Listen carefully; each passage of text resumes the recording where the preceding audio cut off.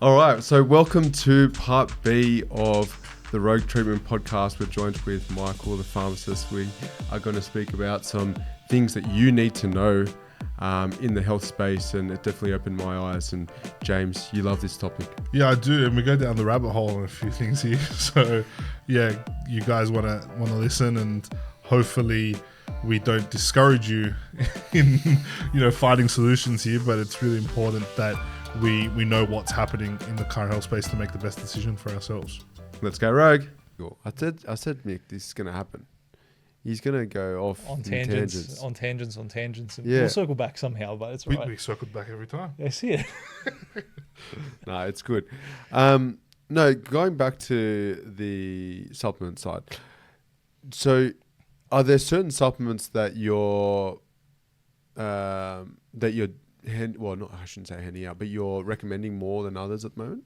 Everyone's coming in for a type of magnesium. Yeah, magnesium is huge. Every third person, I don't know whether it be TikTok or social media, or everyone's a runner now, or it could be physical activity. That's a huge thing in Australia. Like that's something, especially the Sydney side, as we sort of pride ourselves on. We're an active city for the most part, or at least that's what the social media lens is, right? So everyone's coming in. I need recovery. I need hydration. I need magnesium, and I need better sleep, or I need better performance. So everyone's, creatine's one of the most studied supplements out there. Everyone's on that.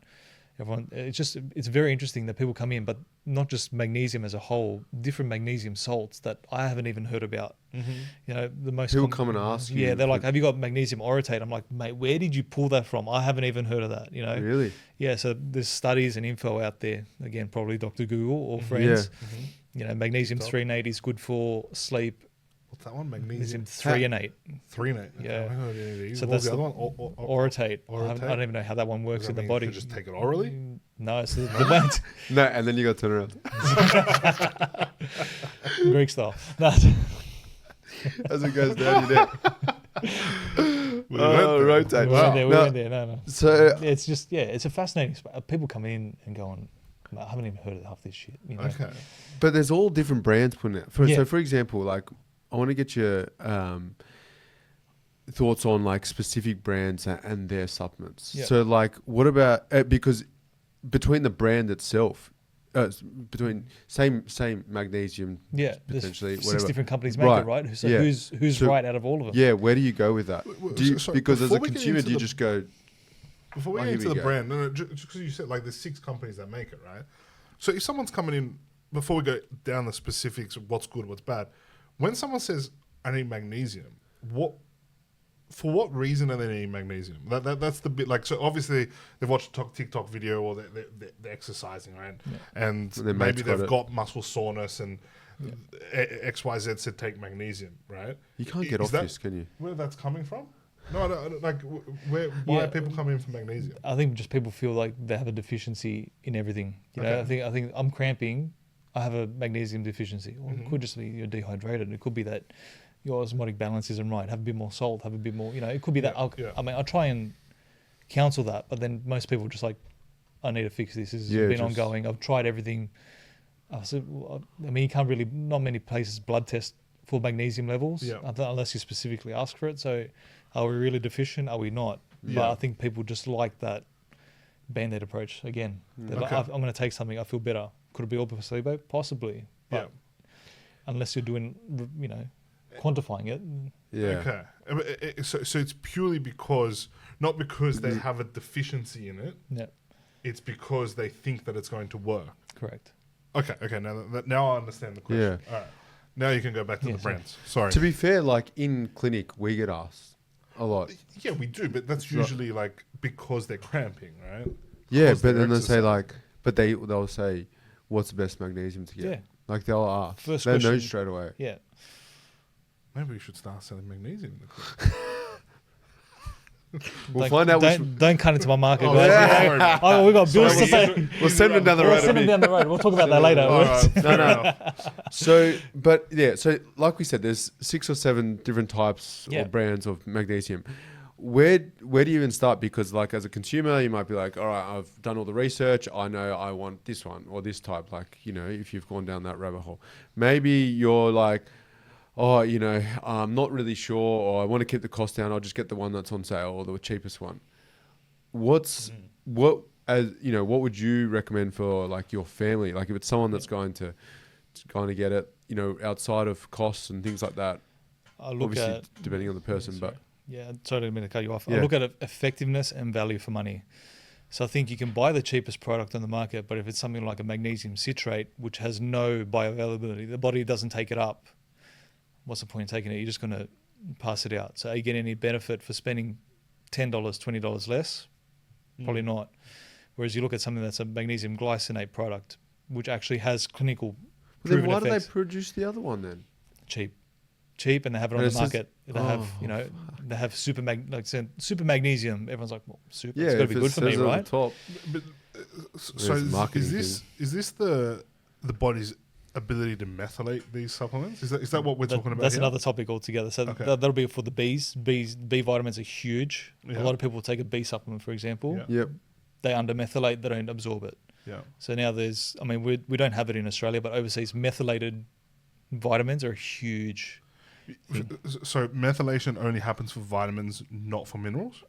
It can happen for minerals too. Okay. But Guys, what's methylation? So I'll explain that in a second. Wait. So because basically supplements come in two forms. Yeah, active Vitamins, minerals. Yeah, correct. Vitamins are minerals being like obviously salts and things like that, and vitamins being what our body needs to create those two things, right? Correct. Our body needs to methylate both of them. Sorry, the body needs to methylate vitamins. It doesn't need to methylate. No, that's minerals. Minerals, so salts and things like that. That's just osmotic gradients, and Yeah. that's the way it sort of works in that sense. Okay, so when someone can't, they take a citrate or whatever it is, and their body doesn't absorb it, it's got nothing to do with the body's inability to absorb it. No, it's just the It's product. just the compound. The itself. product itself. My God. It's the product itself that doesn't readily absorb Okay. in majority of people. So just for everyone out there, just so I can properly explain this, just so I got this right as well. So if you've got a mineral, our body can only absorb certain types of minerals. Are you talking about magnesium forms? and salts you're right. and It phosphates. absorbs Minerals. Yeah, that we absorb. Correct. We absorb it in a certain way, Yes. right? So it's not just general magnesium; it's magnesium something. Our body absorbs it. Yes. If it's phosphate something, our body absorbs it. What other minerals are there? There's magnesium, phosphate, salts predominantly, right? Predominantly. Electrolytes, all those copper, kind of zinc, all that good copper, stuff. Right? zinc, right? Our body will only absorb it if it's in a certain form. If I can add to that, it absorbs it at a greater percentage Yes. if it's in a certain form. But Okay. yes, it's efficiency of absorption. Correct. Yeah. So theoretically, like take away the need for supplementation, we should be able to get this from food and vegetables and water, right? So when we get salt water, because it's got there's magnesium and potassium and all those kind of things, right? Salt water, our body can absorb whatever minerals are in that salt water. Yeah. When we eat meat, our body can absorb the minerals and vitamins that are in that That's meat it. because it's in the right form. Correct. Right? Not so much vitamins because vitamins still need to be methylated. Yeah. Right? So essentially, we are putting products. Let me go to vitamins now so you can understand. Right? So then vitamins need to be methylated. Right? Yes. So vitamins, we ingest vitamins. Our body needs to break that down into something that then becomes a building block that we can actually use. Correct. Right? So that's methylation. That's methylation. That's a separate thing altogether. Yeah. Okay. So minerals need to be absorbed in a certain way. Yep. Vitamins need to be broken down in a certain way. Correct. Right? Yeah. With vitamins, sometimes our DNA doesn't have the building blocks to methylate. Correct. So then the vitamins do fuck all. Yes. That's where methylated vitamins come in. Correct. But that doesn't happen in minerals. No. Our body just can't absorb it because it's the wrong mineral. It might be the wrong salt form, or it might be the wrong form of that mineral that our body can't absorb. Okay. Does that make sense now? Okay, yep. Okay. I'm good. Guys, did you get that? Yeah. There's a reel right there for you. You should be a pharmacy lecturer. No, honestly. thanks, no. So now just going back to that. No. So now going back to just minerals. Yep. We'll get back to the vitamins in a second. Yep. So our body absorbs minerals in a certain form at a certain concentrate for it to be effective. Correct. But we make shit that our body can't absorb Certain products out there, and sell it. yes, it's sold. Yeah, correct. Please explain this to me why and which ones are they so no one fucking buys them. I can't ask. I mean, I could. No, you can. It's evidence, right? This is the truth. I mean, this is my sort of perspective and my take on it. Yeah. It's not, this may not be the case for This is everyone. not This is not medical advice, please don't, Yeah. But, big companies, the Blackmores, the Swisses, They allegedly make shit products. Allegedly. I'm not going to say it doesn't work for no one. It may work for some people. Some customers may swear by the Blackmores magnesium, not because it's cost effective, but because their body responds to it well. Right. Okay. But I might give it to you guys and you're like, mate, there's no point. Okay. So your big branches, your big, basically big pharma vitamin companies, your Blackmores, your Swisses, your things like that, I feel have inferior products. Okay, but let me understand this. So we won't name names, but Blackmores make a product. Let's call a company Blackmores. They make a product. They call it magnesium. They call it super magnesium. At the end of the day, like I've always and it's on sale. Right? I'm getting it. Yeah, and then it's because it's a reputable company, and I'm like, yeah, right. Well, it comes down to implicit trust. Yeah, exactly, and it's on sale right? Because they're everywhere. They're advertising. Yeah. Well, they're allowed to advertise. The pharmacological companies can't, right? And it says it on there, so they're allowed to have an ad at 6:00 news when everyone's sitting down watching TV. Hey, you're getting less cramps. Try this product. Yeah. From us. We know we're in the health space. We know that people trust health too. So like you don't really expect that. No. A company like that or someone in that position but I don't would agree really with that because when we gain someone's trust, we're trying to do the best for them. Blackmores are clearly advertising. That's what I'm saying. But as a consumer, and knows that it doesn't fucking work. That's the implicit trust is different when you're being, but as a told a lie. That's what I'm saying. But as a consumer, you would trust a reputable brand and someone that's been that's got a big piece in the market. You'd expect that they're doing the right thing. Just like you expect that when you go to the doctor, they're telling you the right thing. When you go to the physio and whatever.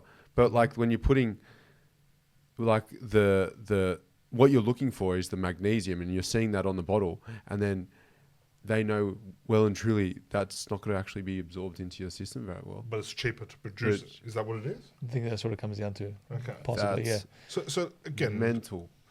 Just allegedly, someone makes a product. They know that it has to have magnesium in it, surely, right? Yeah. Like it has to have next you're going to tell me it doesn't. No. It has to have like to be listed on for sale in Australia. It has to have efficacy. Right. It needs to show what percentage, X amount concentration of the. No, off the top of my head, I couldn't tell you. But I think it's got to have some sort of clinical reasoning or clinical effectiveness. Top. A bit of lactose in a capsule, and no, not necessarily. But it's got to have something to be. Okay, so X company has magnesium on the bottle, but they produce it cheaply.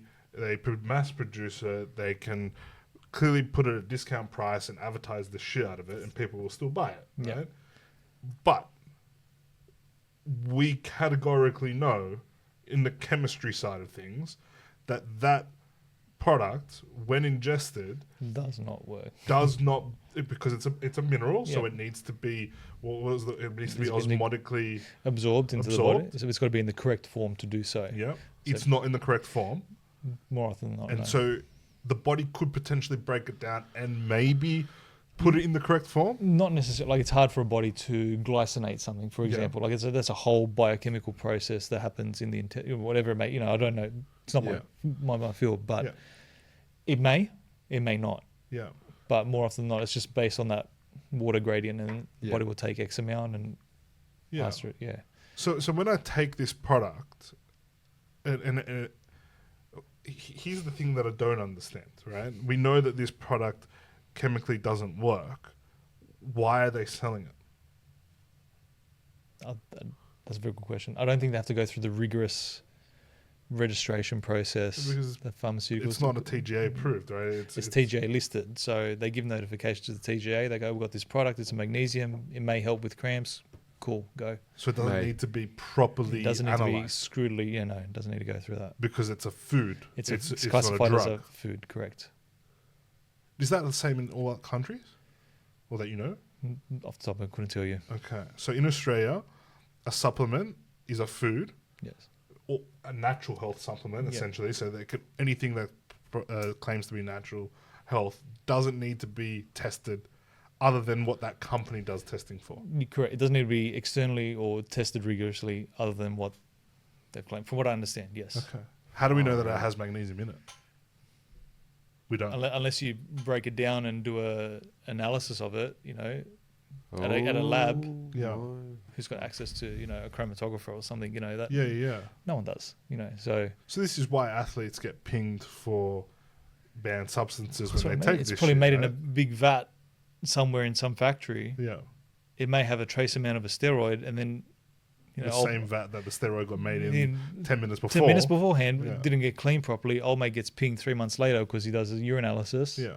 How do you Not prove? that I believe the tennis guy. I think he still purposely took drugs, but what happened there? I haven't looked into that. That guy. Anyway. I just caught wind of that this morning. Yeah, so same. yeah, very interesting. Ridiculous.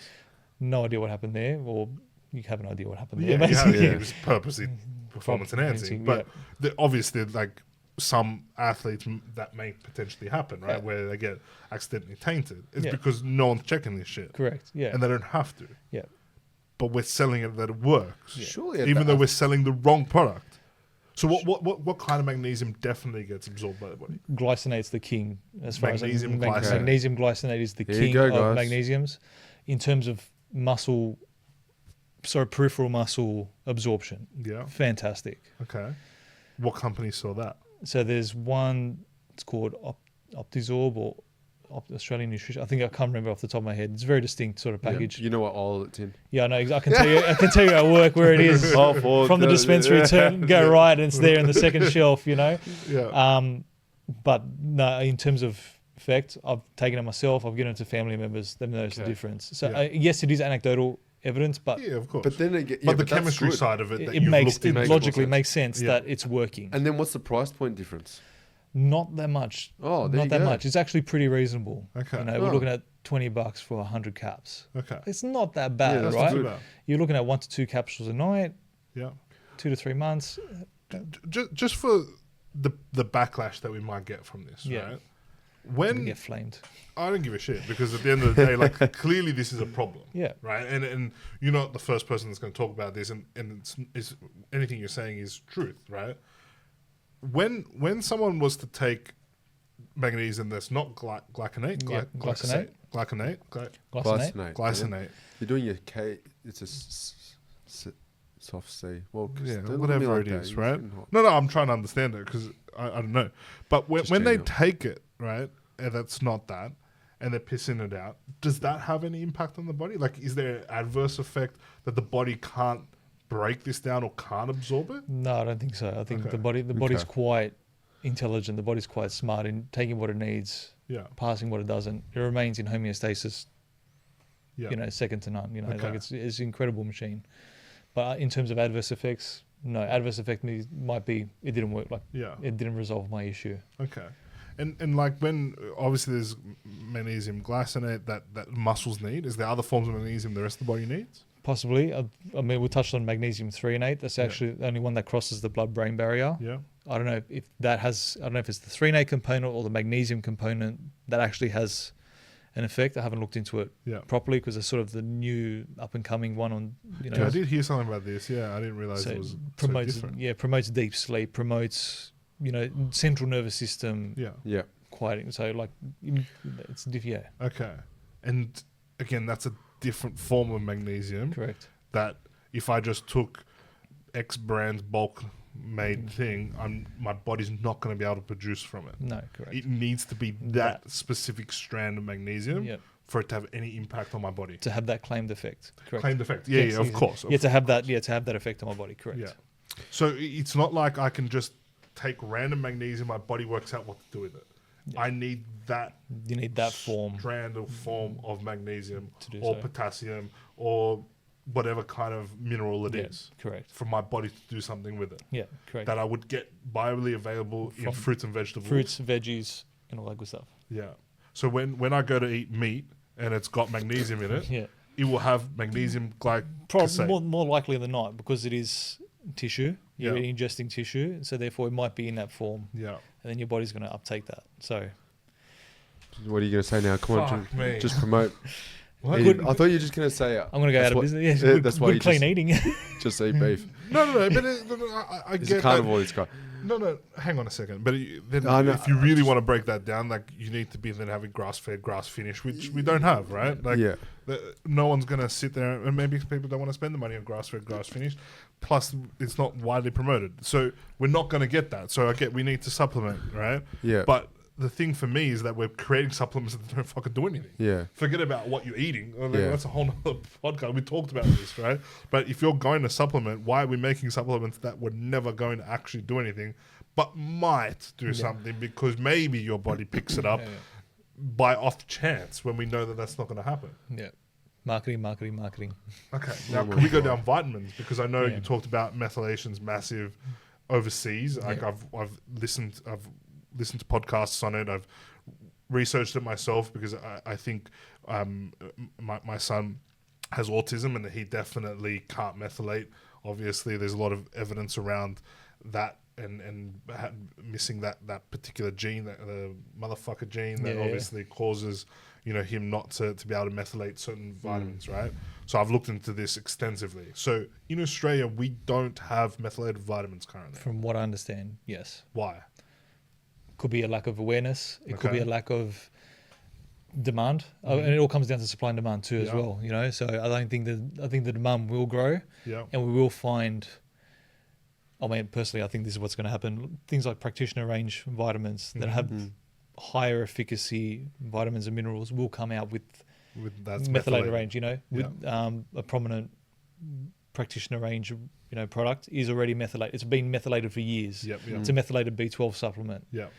People have sworn by it. Their B12 levels have gone back to normal or through the roof.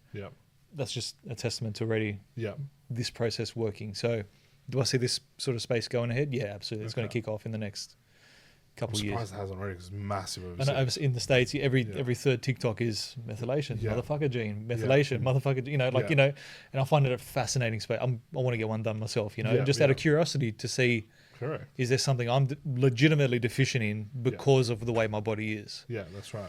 And I think that opens up the space to, could that be applied to pharmacology drugs? Yeah, I agree. Absolutely. So, pharmacological gene testing before you start a medication. That's now you open up a can of worms. That's a can of worms there. Do we want to go down that road? Maybe not. That's a separate discussion for another time. But it comes back to what we were talking about before. Is at what point are we just getting pushed this stuff if it doesn't actually work for the individual? Correct. It's knowing more. I think that'll be the ideal holistic healthcare approach. Yeah. You get a blood test. You're deficient in this methylator. Is there an alternative, or is there a better therapy, natural or pharmacological, that we can use? That'll be the ideal health space. Yeah. Will it happen? Maybe not. Yeah. If there's money to be made, of course it's going to happen. But it seems so simple when you say it like that. It is, right? But here's the thing, right? In the US, where this is probably taking off a little bit more than it is here, it is taking off, but they're called functional medicine doctors. Yeah. Why do you have to be called a functional medicine doctor to do something that's just routine and standard? I get that there's extra cost and there's extra routine and there's, they're probably having to charge more to study that person's individual DNA, individual blood test. It requires more time. Absolutely. And I get maybe GPs don't have that time to do that. But why do we have to call it functional medicine? It's just medicine. Why is it a niche? Why is it a separate branch? Correct. It should be the mainstay. Exactly. It may fall into the mainstream. It may not. It might be this huge divide.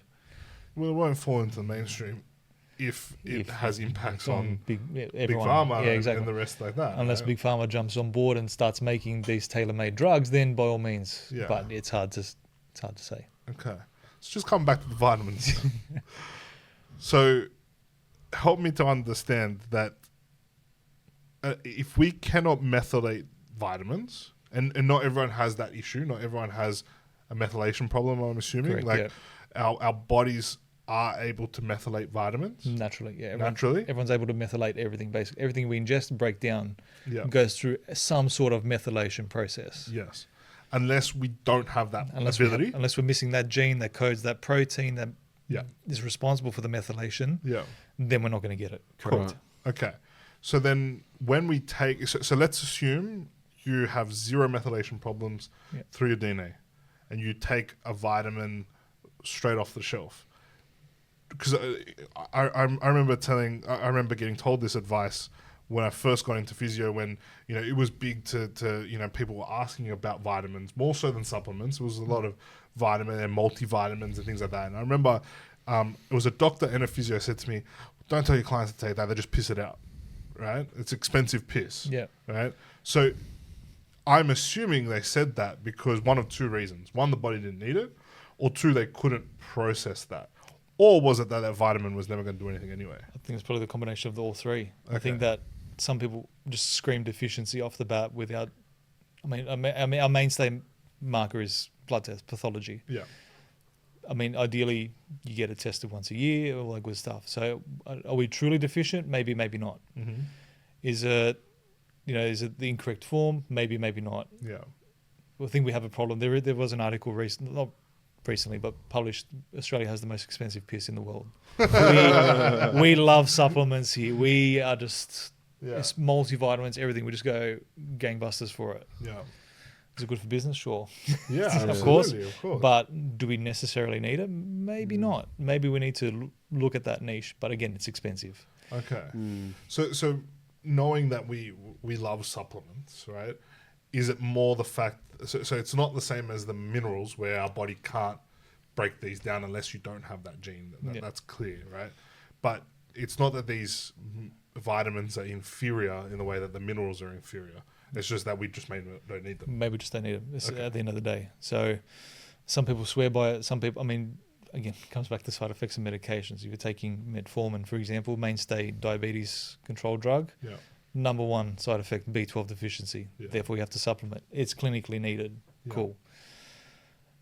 In that case, that person needs it. But if I'm feeling lethargic or tired, maybe a little bit of B12 here and there, not routinely, but maybe a bit of a pep to keep me going. Sure, by all means, no harm done to the body. Yeah. It varies. Harm done to the body because you need it. Yeah, exactly. Oh, yeah. True. But there's no harm in supplement. There's no harm in supplement. Correct. Yeah. Okay. Well, at least there's not as bad as the minerals. Holy shit. I know, that was wild. Look at his brain. He's processing. I can see it ticking over. Thanks, guys. I hope you are too at home. My brain's fried. I wanted to ask a question. I've been waiting for you to finish your bloody... I'm joking. Go ask the question. No, I wanted to ask, like, with all this talk about the side effects and, like how we've got the most expensive piss and, our sort of love for supplements. I want to ask, and I don't know this side very well. I know James has done a little bit of work in here, but with our microbiome, like, is it affecting, like, with all the supplements, is that affecting it? Like, are we just making ourselves more, like, weaker in a way and then needing more and more of these? Were you asking about supplements or pharmacology? Well, I wanted to go supplements first, but... Possibly. I mean, look, both sides. Because if that's the problem, if we're thrashing our body with things we don't need, it's just we have to process more, then sure, there's wear and tear on our gut. So their logic then dictates it may be affecting our microbiome. Here, like it may be, but so I think medications more. So antibiotics, number one, first thing people tell you, take a probiotic with this because it's going to knock you out and everything, and then compound that with incorrect food, lack of hydration, XYZ. It's a perfect storm. So yes, that is a new space that's becoming an issue. Is there a situation where someone's gut microbiome is really bad, and whether it's supplement or pharmacology, that let's go with pharmacology because obviously there's a need to break down that whatever you ingest first. Does it not get ever absorbed by the body? Like if you've got a really bad gut microbiome? Well, it has this downward effect, right? You have leaky gut, you have poor processing, and therefore it may not work as intended or may not work for you anymore. So it may be a vicious cycle in that sense, but yeah. Okay. So we could potentially... But it's chicken and the egg. What caused that first? Exactly. Do we know? It's hard to say. I mean, our bodies does weird and wonderful things every day. Our digestive system is probably the most misunderstood thing in terms of microbiome and all the things. We understand how it works physiologically. We understand how it works pathologically. But in terms of the microbiome space. I think it's incredibly complex. Yeah. And I think more and more research is getting pumped into that. Because, like, you know, I think you could ask 10 people about taking 10 doctors or anyone in that health space. Some will tell you they swear by probiotics. Others will tell you won't work. And then the functional medicine doctors will tell you you're an idiot for taking it, right? Yeah. Like, we really don't know about our gut microbiome. And we know that obviously there are things that help it thrive and there are things that destroy it. But if pharmacology is destroying it, how do we keep like going down that path? Like, why aren't we making drugs that don't destroy our gut microbiome? That comes down to more advanced technology, more advanced refining the pharmacological product. Yeah. I think the more technology advances, the more refined you can make a product, the more you can minimize that side effect profile. Mm-hmm. So if you look at drugs from the 70s and 80s, they're quite crude. They just hit every organ in the body, intentionally or not. Where you look at modern age medicine now, that side effect profile is still there, but it's diminishing. Okay. So as I think time goes on, we might find that to be greatly improved. Yeah. Man. I can keep going. I want to talk about a lot of other things here. Do we just keep going? I'm tired. You're tired? I mean, like, He needs a second coffee, brain man. hurts so much. I know you love this topic, James. No, I like it because I just find it very hard with all the money that's in health. Yeah. It's a massive industry. Huge, right? huge. We wouldn't be here in a job if there wasn't money involved. Exactly right. Yeah. It's just a big industry, and I just find it over many, many years, and especially what's happened over the last 5 or 6 years with COVID and things like that. I just feel like as an industry, it's just gotten away with a lot. You know what I mean? And there's I know you want to also talk about alternative medicines, but I'm not saying alternative medicines are that much better for me either. I don't know if alternative medicines are better, but there's so much money in pharmacology. There's so much money in health. Why haven't we done better? Like, I know you said maybe in the 60s and 70s it destroyed our body, and we've gotten it down to where it fucks us less. Yeah. But you just look at the average human. I think if you gave them the opportunity to live in the 50s and 60s and 70s versus now, they were healthier then. Yeah, correct. Like, they're less healthier now. Yeah. And what impact does that? Like, we're taking more medications, all these kind of things. Like, we're on our devices more. Like, all these things that are impacting our health now weren't there back then. But, our medicine has improved. Our healthcare has improved. Yeah. All this shit has improved. But we're relying on it. At the end, we're not benefiting in any way, right? We're, like you said, we're sicker than we've ever been before. Yeah. We're unhealthier. We've got this obesity epidemic in Australia. We've got X, Y, Z, Yeah. So is it, again, chicken and egg, right? Like, who really knows? We clearly know where the fucking chicken is. The chicken is these things that haven't worked in the last 50, 60 years. Like, that's not disputing that. No. Now, what's the answer to that? That's a good question. Yeah. But it's clear that the chicken is all this shit that hasn't fucking worked. Yeah. And it's creating this egg of fucking disaster. Yeah, we're spiraling out pretty quickly, 100%. Now, there's all the intricacies to it and all that kind of shit, but I don't know, man. I just... Because what do you do now? Like, I mean, how do you sort of see it moving? Are you at the moment just trying to keep up with, I guess, these trends and, like, everyone else coming in with these, looking for a certain supplement or looking for a certain drug or whatever? Yeah. Just trying to keep up with everyone. Just trying to keep up with the information that's coming through. I think we've just got so much information accessible at any given time throughout the day.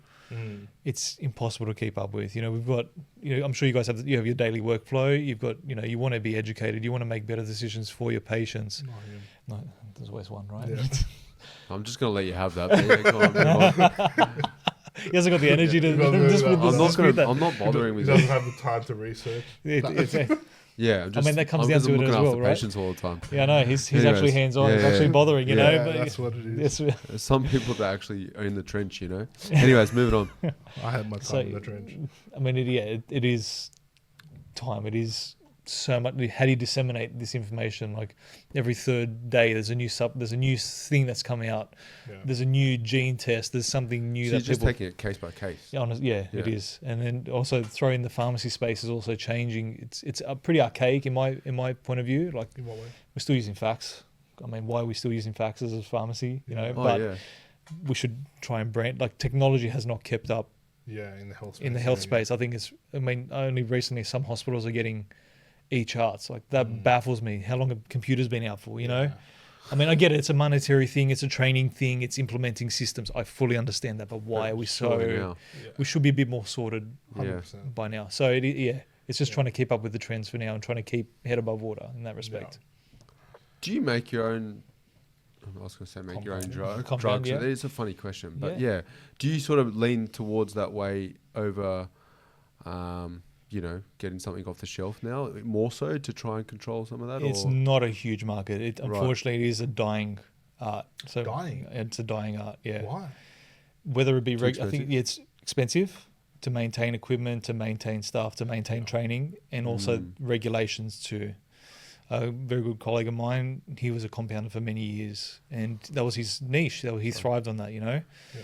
And unfortunately, he's had to step back from that because of all these regulation changes. I mean, there are certain places, because we are a retail pharmacy too, don't get me wrong, but there's companies out there that are purely compounders. Like you walk in, it's just a front desk and then a lab for the rest of it. It's incredible.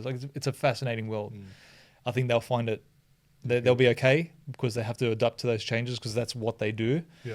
But I think for us, it's just a little niche that's nice to explore. Okay. It may be, phased out for us, but it's getting tougher in that respect. And time as well. So the average pharmacist won't compound?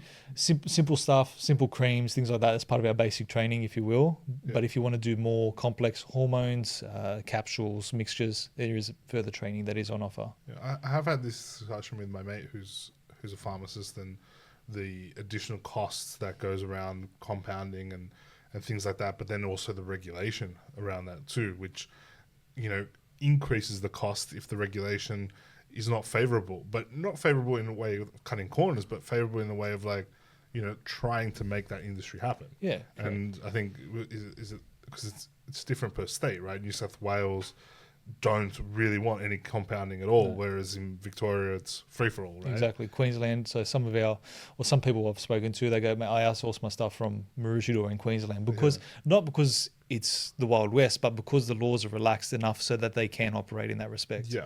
Whereas New South Wales is quite nanny state in that. Yeah. In that, if I can use that term, in that respect. Whether that be because of malpractice, or there's cowboys out there, or someone just going off the rails and doing whatever they want. Yeah.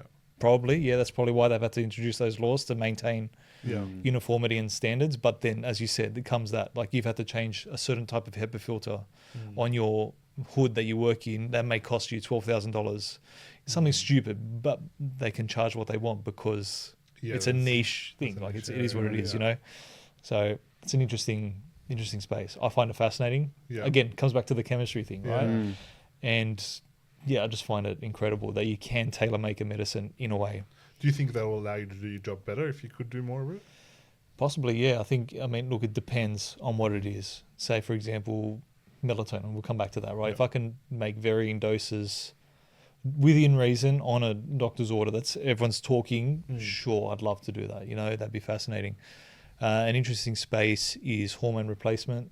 I think if you find a good specialist and a good GP that's willing to tailor make your dose, mate, bang on, you're gonna live to 100. God willing, So I think it's an interesting space, which is where functional medicine comes in too. So that sort of feeds into that aspect. So that might be the way forward too.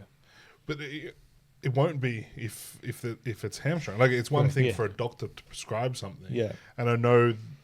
Again, because it's something I've looked into, any functional medicine doctors that are in Australia, that are in New South Wales, do have to go get their shit from Victoria or Queensland or something like that, right? Because it's just even Adelaide too, you can do it too, right? Yeah. So but that adds cost. That adds extra, variability. That whatever they do compound in that other state has to come here. Yeah. Is it going to be effective? Is it going to last? Exactly. It's the transportation. That's what I mean. Does it have to stay below 0 degrees? Does it have to be frozen? Does it have to be refrigerated?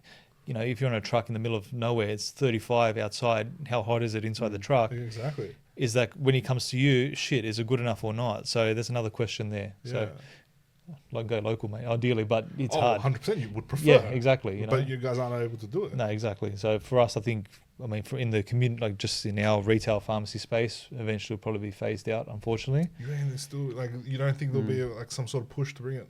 Possibly, through? maybe, Okay. maybe, but I feel that, it's tough. It's tough to keep up with.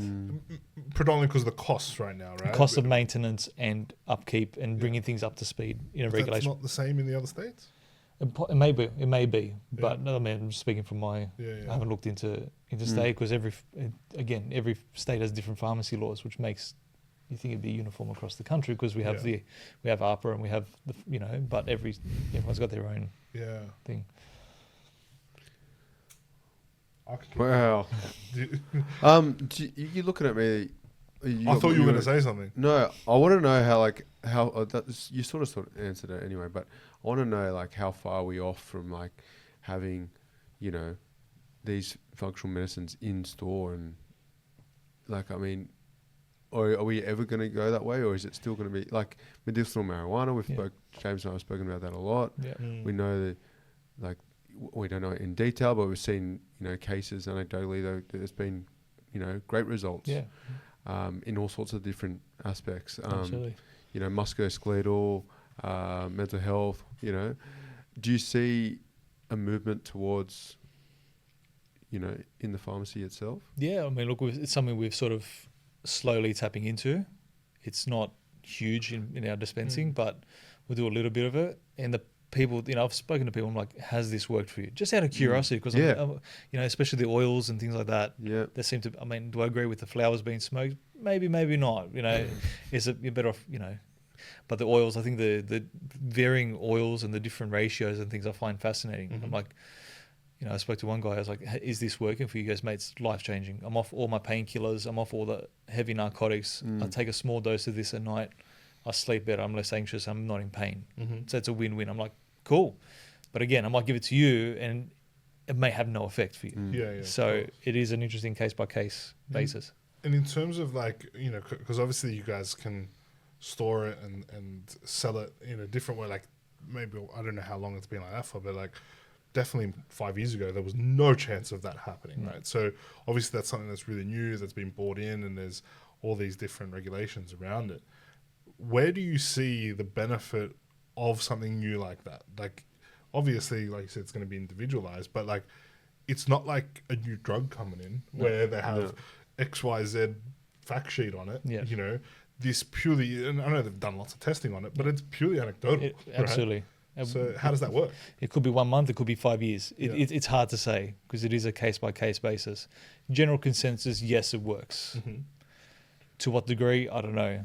Do I feel like it's a bit lax? Yeah, I think people can chop and change doses way too easily. Say, for example, I'll get a 25% THC flower and go up to, God knows, whatever it is, 65% predominantly, just because I'm not feeling, and doc will write that and off we go, So I find that a little bit lax. Okay. I think if it's a bit more... So it can be engineered like that? It can, the way they're sort of, hydroponically grown, they can be... Shit, I didn't know that. It's fascinating. It's a wild west. Okay. Like we've got a wholesaler we work with, and you look at the website, it's endless. It's like, it's just, I'm like, who the fuck's growing all this shit, But how, are they chemically engineering this? Like, do you know that? I don't know if it's cross-pollination or the way they design it, or they look at this, they look at this sativa strain, they look at this one, they go, let's put it together, let's see what happens. Is it a bit of that? Possibly. Okay. But I'm just fascinated by it. So when you say you're looking at the wholesaler, so you can, if the market was strong enough, at your pharmacy, you could potentially just load up one of the shelves with it. No, it would never. It's everything's. It's so tightly regulated to the point. But it's there. It's there. You need we try not to keep any on premises. Yeah. Just because, like I said, doses chop and change every 10 minutes. Keep any on premises. No, we try and minimize that. Yeah. Something like maybe a CBD oil, sure, because it's pretty routine for some people. That's a starting point for some. But the more niche products you can't keep up with it. It's incredible. And who's coming to you? So they've come with a referral? Yeah, so it's a script. It's got with a TGA form. It's got to meet X criteria before it even gets to us. We have our own checks and processes in place, and if one of those boxes isn't ticked, game off. We can't even, we can't even order it. So it's very, very regular, very, very rigorous, and very controlled in that respect. Why is it rigorous for you guys though? Because you can go online and just order it. Well, that's what I mean. I can probably buy something from Byron Bay, some gummies on the net, and have it delivered to my house. But I don't know why. No, but like I'm talking about legal ones that you do a doctor's appointment. Oh yeah. And then they dispense it. Yeah. So I mean, purely online. Yeah, it could be interstate. Yeah. It could be an interstate regulation. It could be. So the regulation in New South Wales is different. Yes. For this as well. From what I understand, yeah. Oh fuck. Yeah, from what I understand. So we are really in any state, but it's in New South Wales. Yeah, I think Queensland's a bit more relaxed, still within reason. I'm not saying go bananas, but I think it's a bit more relaxed in their respect. But New South Wales is quite. So these online ones could be outside New South Wales, but they can ship it anywhere. Anywhere within Australia. They're still obviously ticking the boxes, but there's extra boxes to tick in New South Wales. Yeah. Fuck. Yeah. And so just going back to it, you said that the oils versus the flowers. Yeah. The oils are purely CBD oils. It could be a mix of THC as well. THC so what I've seen at least is more CBD predominant. Yeah. And the flowers, I find everyone's more. The trend is towards higher THC ratios. Okay. And if they don't have THC in them, are they still highly regulated? Like everything absolutely. Else? Yeah. Why? I think it's because it's still a medicinal marijuana product. It still falls under that category. Therefore, it has to meet that criteria.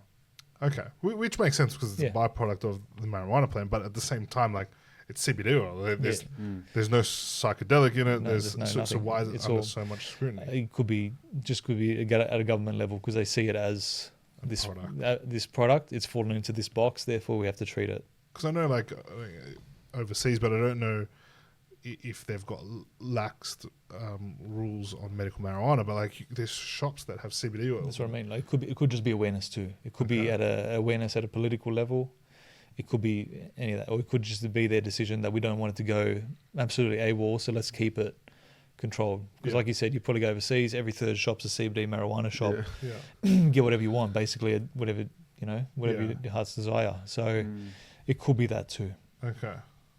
That's interesting. I didn't realize the CBD oil by itself without the THC was under so much scrutiny. Yeah. Not that you could go put it up on the shelf. Like I didn't think that, but it still has to go through XYZ process. Yeah. Okay. But you can still buy cigarettes online. You can still buy cigarettes. Yeah. Nicotine and or you can just go online and get it from another state. Just buy a whole carton of vapes online. No problem. No one's asking you any questions there. So. We'll just stand in the corner in Newtown. Yeah, but that wouldn't be medically great. Who knows what you're getting there? Clear your head, but that's not medical grade, mate. That's something else. Yeah, exactly. But I just find that really interesting. And obviously, then cost is a massive barrier. Then. Yeah, absolutely. So it's I actually don't even know what the cost is. It's expensive for us to buy. Like it's not cheap. It's not expensive. It's not huge, but it's not cheap either. Okay. Compared to like other alternatives, it's expensive. Yeah. Like if you. Are clients out of pocket? Do they have to pay? Yeah, absolutely. There's no Medicare, rebate on these. It's purely out of pocket. Really? Yeah.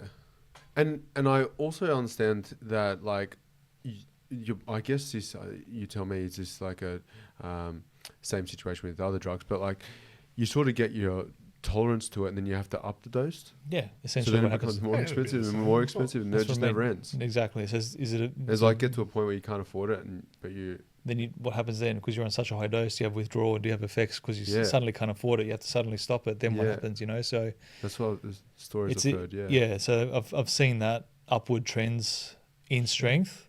I'm sitting there going, at what point do you stop? At what point is like? Do you see it as a long term, like something that people should be?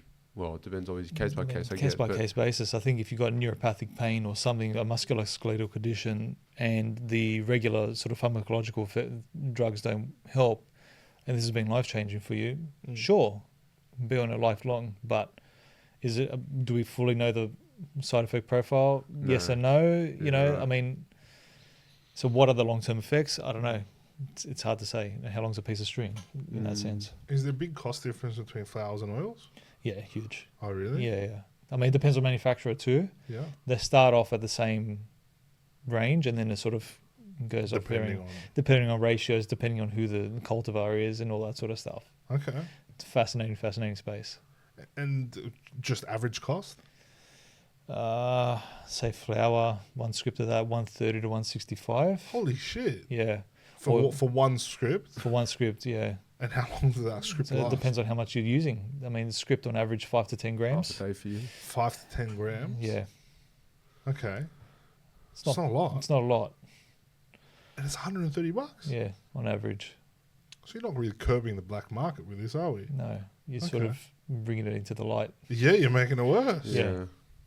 Holy shit. And like, because as a patient, they have to have some sort of like specific script for this, right? Do they also need to have a license for it as well? Like not a license, but like a notice to carry possibly. Yeah. I think there is, from off the top of my head, I think you would need to carry some documentation. Yeah, because like if you get pulled over or what the fuck's you this have in your it on car? your You know, pocket, why you got 3 joints on you? He's like, surely there's something you have to produce. I think there is something that they carry. Pain. Yeah, it's my back pain. It's for my glaucoma officer. You know, like shit like that. But yeah, I think there is something that they're encouraged to carry. To just prove that they actually have it legally. Yeah. But then what if they have non-medical marijuana? Then who knows? Okay, so it's clearly marked that it's medical marijuana? Yeah, very, very clear. Like, okay. Yeah. It meets all the standard. And the joint's already rolled? Depends. The vape pods are ready to go. I don't think there's vape pods. Yeah, as well. Yeah. Holy shit! Yeah, I really don't know anything about this space. It's incredible. Yeah, the flowers mainly whole. Yeah, whole buds. I don't see many pre-rolled sort of stuff, but vapes are available in oils. Okay, so then if you just do a roll, yeah. Pulled over, I got to roll it, right? Yeah. But who's to say that I got medical marijuana? That's what I mean. I don't know who dictates whether that's okay or not. There's a little sticker on it. But here's the thing, right? Like that's a legit question. I'm just trying to cut the system here, right? Yeah. I go get my license to have it, but I don't go to you. I go get it shitloads cheaper from some drug dealer. Yeah, exactly. Yeah. And I'm allowed to legally have it. I don't know what the criteria is on the. How they going to know? How they going to do that? Let us know how you get it. No, that's not. Please. I'm not saying that I want to do that, but I'm just trying to understand this whole process, right? Yeah, because it's part of the reason that they made medical marijuana legal was because of the push to somewhat legalize marijuana, right? Yeah. Because it's for whatever reason. I don't know the full reason, X, Y, Z, right? But you're not really legalizing it. You're actually bringing the black market more into light. Yeah. Like that doesn't make sense to me. No. So either just fully legalize it or completely ban it. Yeah. There's no point in being in between. There's no point in being especially when the cost is that high. Because like I said, I'd cut the system. I'd get my legal way of carrying and I'd go buy it cheaper. Why would I go to the pharmacist? Unless there's a way to differentiate. Possibly. I'm not too sure. There has to be. Otherwise, everyone's cutting corners here. Yeah, on the consumer side, I don't know. After this podcast, you watch. We'll find out. Yeah, drug dealers are liquor. I'm sorry. Not my intention. I don't condone this activity. You can see that I had no idea that it was that. It's an interesting space. I think it's a bit of the wild west of the pharmaceutical world because there is so much variability and so much, you know. Do you think maybe they were pressured into bringing it to market without maybe having these proper kind of... Hard to say because given that there's so many checks that we have to go through, I think it was, from my perspective at least, it was thought through quite rigorously. Thought through on your end. Yeah. But in terms of on the consumer side, I don't know. Like, what's the after effect? Like, what's afterwards? They're more worried about you guys smoking than selling it. Exactly, yeah, or storing it, whatever it may be, right? Exactly, 100%. So once it's out of my hands, then shit, who's responsible then? Fuck. Okay, that's craziness. I didn't realize it was so open market because pretty much there's no control there once it's sold. Or once you've got a license to hold, smoke. Yeah, exactly. Yeah. Or whatever certification to smoke. Correct, yeah. Because you have glaucoma. Yeah. Or you have anxiety. Yeah. Or whatever bullshit reason you come up with. And again, I'm not saying there's bullshit reasons. There's valid reasons. But if you can do it online through a 15-minute consult. Shit, that's pretty relaxed. It's pretty relaxed. It's very relaxed, man. It's very relaxed. We're California circa 15, 20 years ago. Yeah, no, exactly. Yeah. Not 20, 15 years 15 years ago. And then, Yeah. You see where they're at now. It's interesting. Yeah, exactly. So it's no different. Interesting. Why are you laughing at me? He's in his element. Intrusive thoughts. Yeah, sorry. I'm gonna have to rewatch this one. Those intrusive thoughts came out because, man, why wouldn't you try and skim the system? James, stay tuned, huh? Yeah, really. Again, I don't know. Obviously, maybe we don't know the space enough, Yeah. but surely No, I think we should go find that out. But we should go find. Oh, I couldn't give a shit. But yeah, what's this shit you put here at the end? Shilajit. Yeah, what is that? Because that was to talk about in the medical marijuana space. What is that? Is that got something to do with? It's this new. There's another trend basically. It's Shilajit, Tonkat Ali, all these sort of weird and wonderful herb. Tonkat Ali. So Tonkat, isn't that a supermarket? No, I'm not sure. That's an Asian supermarket. okay, that's enough. Tonkat Ali. Tell us about Shiji. Or Shilajit. From what Shilajit. rough Shilajit. understanding, it's a extract from a Himalayan rock moss. So this is this Shilajit. Yeah. So it's Shilajit. because I Shilajit. did try to look it up, and then it came up with all these. And I don't know if he spelt it right. So it was like random shit that I was like, That was I'm just going to ask you about it. straight from No. my doctor friend. That's it. So Shilajit. Shilajit. It's from what I understand, it's Did I a spell it? Oh, I've got no Himalayan rock moss supplemented some more nutrient extract. Himalayan rock moss. Yeah. So like not Himalayan rock Salt. It's the moss that Moss. grows up there. grows on So what's the it rock. for? What are we using it for? People using it, they've lumped it into test boosters, into that respect, mineral supplement, things like that. So why were we supposed to talk about it in the light of medical marijuana, or was that just he made a mistake? Nope, that was just some rogue supplement that I found. Oh, so it has nothing to do with medical marijuana. No. It's just Oh, okay. that's Well, the so latest that's- trend. we moved on to something. Yeah, it's the it's just latest another trend. There's another TikTok trend as well. So Yeah. Tonkat Ali and this seem to be the two most requested. What's the other ones one? What's Tonkat Ali? Tonkat Ali, Oh, TONG. Tong Lee is the Asian supermarket. Sorry, not Tonkat Ali. It used to be next to where I used to work. Tong Lee. Tom. TONG K-O-N-G. KAT K-T. space Oh, yeah, ALA. Tonkat Ali. So apparently this is like the lost latest the and plot. greatest male test performance booster. Naturally, Oh, so this is testosterone booster. yeah. And so is Shilajit. What does it do? I think it's a mineral sup from memory. Don't quote me on that. You guys sell this? No, because No. it's not. But you get people coming in and You're asking for it all the time. Really? Yeah. All the time? Yeah, more often than not. every day. Close to 2-3 times a week. Do you have Tonkat Really? Ali? No, again, not listed in Australia, so we can't Okay. sell it. So, but this sounds like horny goat weed. Essentially, yeah, tribulus and along the lines of that. Yeah, Okay. So it's just natural test booster. allegedly. To what effect? I don't know. Okay. To what? Who are what these people asking for it? cross section of society? Whether whether it be bodybuilders coming off cycle, it could be just middle-aged men looking for an extra bit of pep because of whatever. Mm-hmm. Yeah, or just young blokes that Looked it up. 20s to 30s, they see it online and they go, their mates talked about it and they Yeah. come in and let's give it a crack. Is this So- dangerous? Like all this, And possibly because we don't know the full effect. Like they're coming to you willing to if you buy had it. yeah, they buy it, but then we're again, too much of anything's a bad thing, right? Mhm. Testosterone has an off-flow effect to estrogen in the male body. Exactly. So, why do you need a boost if you're such a young male? It's an interesting space. Mm. But again, this would come back down to understanding, blood work and, Yeah. if we had full panel blood tests as a norm, you'd be able to The understand. difference if I looked it up and I said, okay, you actually have hypogonadism, which is a medical condition. You don't want to do the testosterone replacement therapy. You'd rather give this a crack. Hypo what? Hypogonadism. What's that? It's a deficiency in inability to produce testosterone in men. Okay, yeah. So if you have Some a funny legitimate names. deficiency or a limited ability Yeah. to do so, Then you would take some sort of supplement to help boost or do Yeah. TRT in that respect, which is Okay. the medical guideline. And The then, names here are unreal. yeah, like I get that, there's always going to be these supplement trends. Like I remember when it was like acai berry and things like that. Now people have it as a fucking dessert. Like, you know what I mean? Like there's always something that comes along Yeah. that is the new latest and greatest thing. because they found it in the middle of the Amazon rainforest. It's interesting. How popular is like your proteins, and you talked about the test and creatine the gym. And creatine. Not so much. I mean, we've got 2 or 3 supplement stores in a close vicinity, so people just automatically go to them. I mean, naturally, I wouldn't go to a pharmacy for that.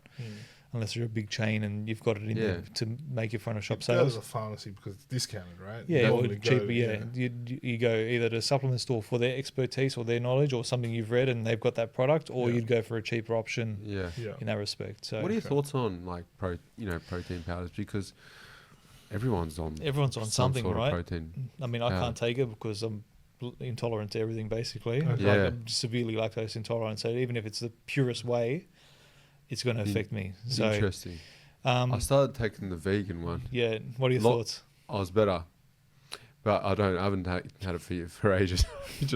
James looking at me because he loves asking me about it. My gut's a bit messed up. Anyway, moving on. Microbiome. His microbiome's off. Come and see Mick at the that's pharmacy, right. mate. There you go. I need to see you actually. We'll have a chat after this. Absolutely. But yeah, so it's popular though, right? Do you think? What are your thoughts? I mean, is it? Can we get it from food? 100%. Why supplement something that you can get from a natural food source? Yeah. I get it if you need to meet X amount of macro targets for whatever you're doing. Sure, a little bit here and there is fine, but to have it as a mainstay meal, I don't. Yeah. Because creatine's big too. Huge. Creatine's Everyone's well on it. researched. Yeah. But I think again, I haven't looked into this, but creatine I think is harder for the body to extract from meats and veg, like proteins and veg, like so that's why it's bigger to supplement. Yeah, correct. Or it's less bioavailable in meats and veg or something like that. Absolutely. But we need more of it, something like that. I don't know exactly, but that's why creatine is probably more important than a protein. Just eat more protein. Yeah, I don't take either anymore. Yeah. I'm not telling you, I'm just saying in general. I thought you'd just give me a word there, mate. Do you want to have a chat after? No, we're good. I can leave you to it if you need to. That's fine. I tell you what, creatine was never good for the guts. No. But again, that could just be the way it's made, right? Like these guys put whatever in these fucking bottles. Yeah. Who knows what you actually It could have been the form that it's in that you took, and coming back to that, Exactly. So it's another issue there for sure. Now, I know we're not going to answer this question, right? But we've talked a lot about the individual's ability to do anything in the body, right? Whether it's pharmacology, supplements, vitamins, minerals, all of the rest, right? And like I said, I know we're not going to have maybe the perfect answer, but from your experience, what do you think needs to be the catalyst for change, knowing that the population is more unhealthy than it's ever been, knowing that certain drugs don't do what it's supposed to do or have adverse effects, knowing that we're selling shit supplements that we're pushing off to help the body? Where do you think we could start to see some catalysts for change, or where should we be looking? I think we start looking at ourselves. I think we need to change our mindset of Band-Aid approach and start thinking it's not a sprint, it's a marathon. Our health is for life. So we need to stop thinking in the now and think, okay, what change can I do now? That may have an immediate effect, but it's also going to prevent me from getting to that point when I'm 70, 80 years old and I'm eventually, because I didn't make a choice back when I was 20, I'm now taking 18 medications. I think the Band-Aid approach, the Band-Aid mentality needs to stop nationwide. I mean, I'm guilty of it too, don't get me wrong. So I think that's just my hot take, if you will. Yeah, nice. I like that. Yeah, unreal. I've really enjoyed your this. laptop. He's done. He's finished it. 2 hours ago. When we started talking about vitamins and minerals, We his lost him. brain went, fuck. You should have brought some in. Whatever needed to keep me going here. No, but just a segue off that. It's interesting because I know the question that the last guest left for you. We sort of tried to wrap up when we were there, but sort of, I guess we're going there now, but wrap up the pods with a question from the previous guest, and we'll get you to write one for next if that's all right as well. I know that's on the spot, but if you want to get the question out of the boot. I feel privileged. Yep, there you go. It's been sitting there since the last time. I don't know. I should wash my hands after this. What would our grandparents say? So you sort of alluded to that there, talking about taking a look at ourselves now. But I guess with that question, if and I know this is broad, we've talked about so many different things, but you look at our grandparents' generation and how they just like were relentless and they sort of just like got on with things and probably didn't overthink it. And I don't know, not sure if it was that generation, but like there was a generation maybe just before then, they were prescribed in a way or told to buy a packet of cigarettes because they were not sleeping well or stressed or whatever. Like, you know, get on with it. What are your thoughts on that question? Very interesting. I think about it, like what would your grandparents say, but then also apply it to the modern day. As you said, back in the day, everyone said smoke a pack of cigarettes, it was good for you, and then we found out 40 years later it gave everyone lung cancer. So I think whatever advice someone gives you, it's important. It may also have to keep in mind it's their frame of mind is what they know. They might not necessarily know everything you know. You may not know everything they know either. So I think it's putting the pieces together and taking that forward. Yeah, cool. Awesome. I think we don't do that enough. But yeah, I don't think we stop and smell the roses enough in this current. I think we're just on the go all the time. Yeah. We just need to pause sometimes and just reflect a bit. Yeah. Awesome. I like that. Righto, your turn. Question time. Oh, he's gonna write it and say it. Yeah, pop it in the boot. Go for it. All right. If I'm keen. If you're ready. I'm not. That's okay. I'm probably not ready. Probably not ready. It's been great having you. I think like it's such an interesting topic. I know James could talk about it for forever. But if you want me to, I'll keep going. No, I'm tired. No, I'm joking. And we'll have to split this into two. Yeah. Part A and Part B. But it definitely opened my eyes to a lot, and I think our viewers will definitely take a lot out of this and be watching it maybe 2 or 3 times to get all of it out. But yeah, we really appreciate you coming on. No, thanks for having me. And I think it sounds like we need more holistic or pharmacists that want to sort of treat the person. We said that at the start, and look at it a little bit more. Just if you had a little bit more room to do that. Yeah, a bit more resources, a bit more time, a bit more back in that respect. I think we're underutilized in that respect. I think. Yeah, I mean, I'm speaking from my perspective. I'm sure you guys might feel the same too. If you weren't just limited to what you can do, very like the specialist referral pathway. I think that could open up doors for everyone in the health sector. So I think we need a bit more cohesiveness and cross mesh as opposed to this pyramid sort of referral pathway that we have now. Yeah, agreed. Awesome. Thanks for your time. Thanks guys. Thanks guys. All right. Thank you. See you next time.